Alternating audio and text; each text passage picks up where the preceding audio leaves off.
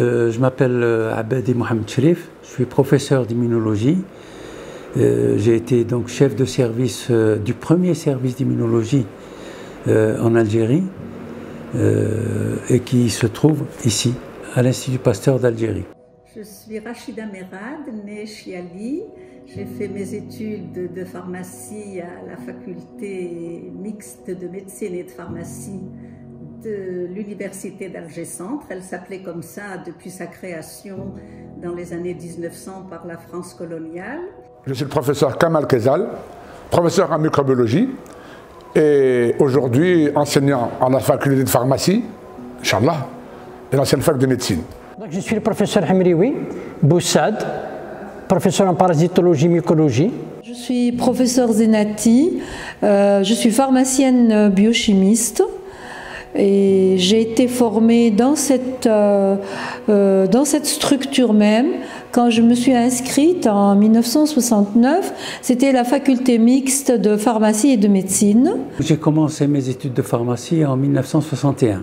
1961, c'était l'ancien programme de l'époque qui comprenait 5 années. La première année était essentiellement une année préparatoire qui devait se passer dans une pharmacie. À la fin de cette première année, on avait un examen qui était très sélectif.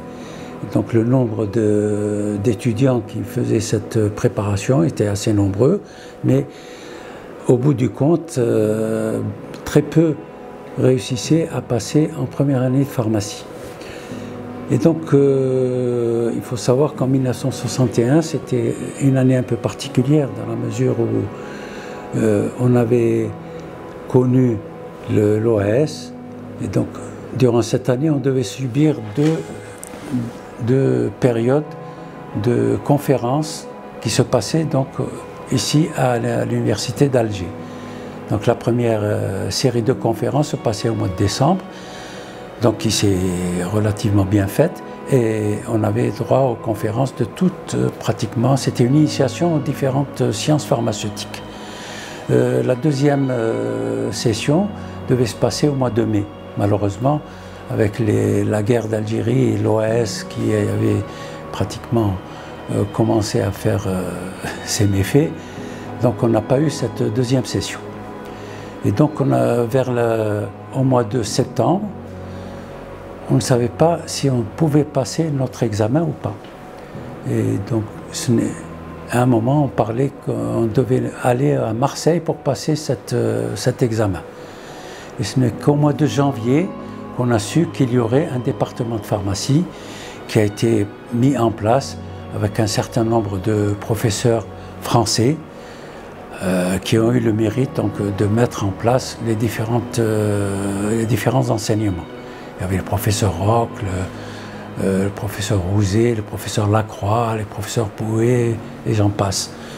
Le seul professeur algérien de l'époque, c'était le professeur Bokhaloua, qui s'occupait de la pharmacie galénique. Et donc, après, en première année, donc, on était une quarantaine à suivre donc j'ai oublié Madame Winchendorf. Madame Winchendorf était chef de travaux en toxicologie, dont le mari, le professeur Winchendorf, est mort parce qu'il y a eu un attentat par l'OAS dans son propre laboratoire de toxicologie. Cette structure, cette magnifique faculté chargée d'histoire et qui venait de passer des moments difficiles avec les années de la Révolution. Et donc nous étions dans cette faculté magnifique avec un jardin botanique qui était très bien entretenu.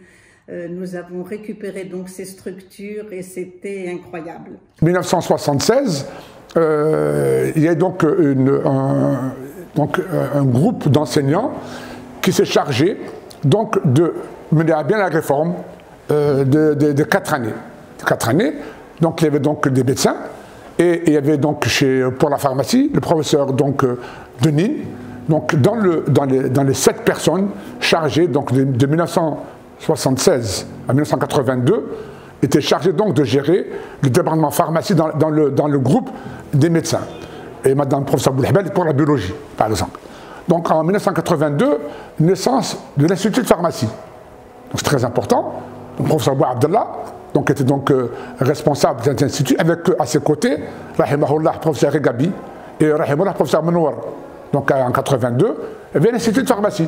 Donc occupé le locaux de l'ancien décanat au niveau de la fac centrale.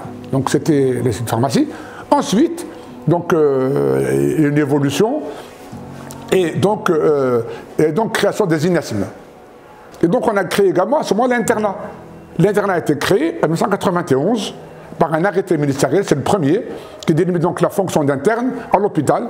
C'est important que l'interne donc juridiquement soit rassuré. Donc il y avait également le côté laboratoire et le côté pharmacie. Il y avait également le côté transfusion. Donc c'est donc cette réforme de 91 a duré assez longtemps. Donc en 2002, une autre réforme également a été instituée. Donc un changement de module au niveau des modules en 2002, pardon. Et on a donc évolué sur cette réforme qui n'est pas arrivée à son terme, malheureusement.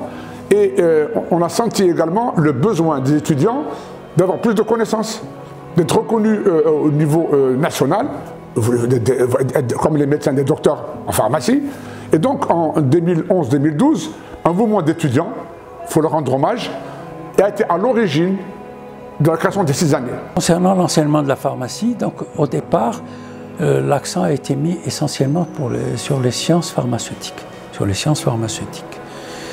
et un petit peu la biologie. Et ce n'est que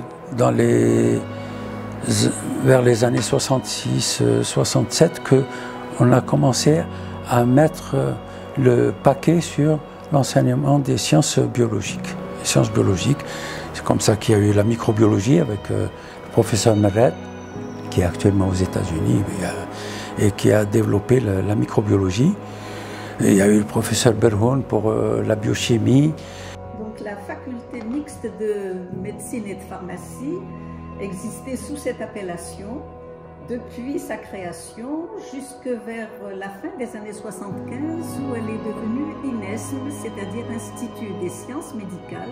Le terme qu'on avait au départ, aux années après l'indépendance, faculté mixte de médecine et de pharmacie, c'est devenu ensuite, en 2007-2008, dans l'université, faculté de médecine. On ne voyait plus les autres départements où ils étaient à l'intérieur.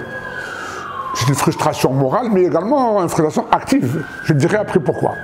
Donc, nous militons depuis longtemps à cette faculté de pharmacie. Et donc, il a vu le jour. Et pourquoi c'est intéressant? D'une part, parce que les débouchés vont être plus importants. N'oubliez pas également qu'on dépend de l'enseignement supérieur. Ça aussi, parfois les gens pensent qu'on va changer de ministère. Non. L'enseignement supérieur, on dépend de l'université d'Alger. Monsieur le recteur a été très important dans cette activité, très favorable. Monsieur le recteur, il faut le citer, a fait du bon travail pour ça, du travail de lobbying, d'explication, il nous a écoutés. Donc il a fait un excellent travail, c'est de niveau supérieur pour nous. Et donc c'était, à mon avis, très important pour nous. Deuxièmement, création dans notre ministère de l'industrie pharmaceutique. Ce qui élargit les débouchés pour les futurs pharmaciens. Ça c'est important.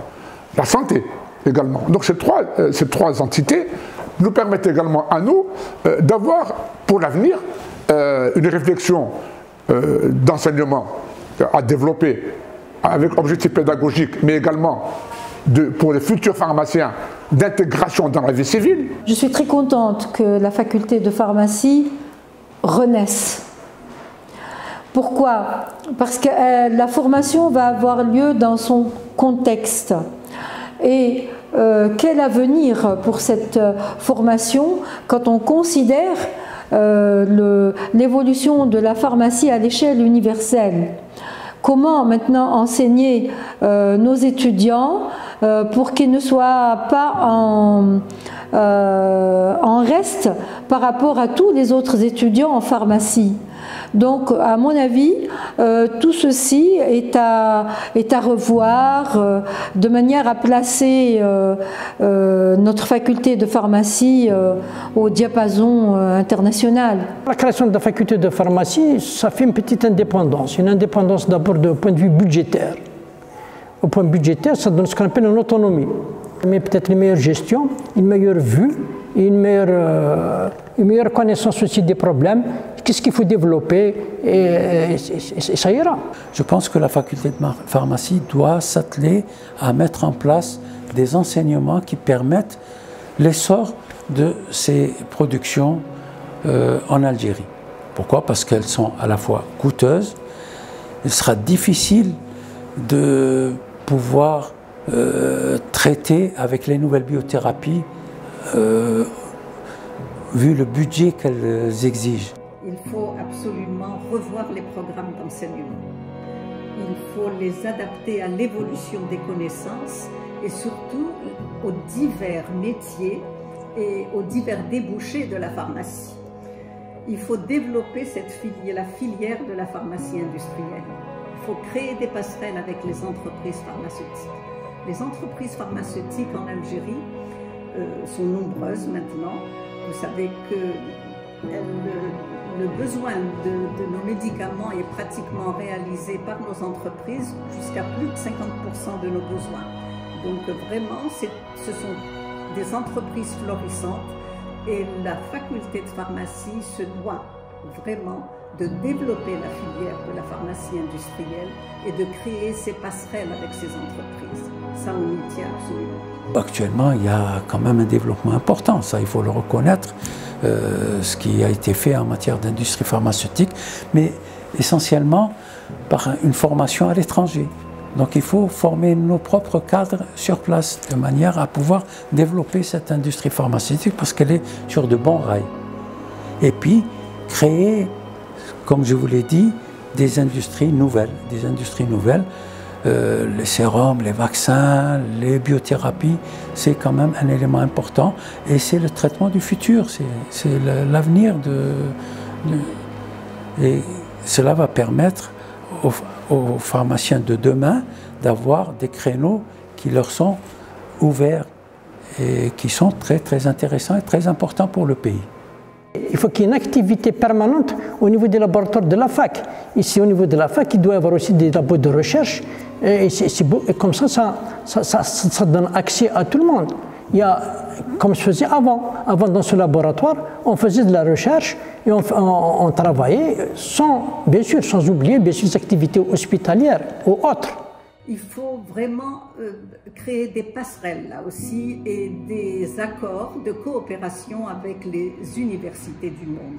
Il faut recevoir des enseignants étrangers et non pas seulement envoyer nos jeunes étudiants vers ces universités parce qu'on n'est pas toujours sûr de les revoir après ces jeunes étudiants. Donc vraiment, c'est créer une dynamique avec les universités étrangères.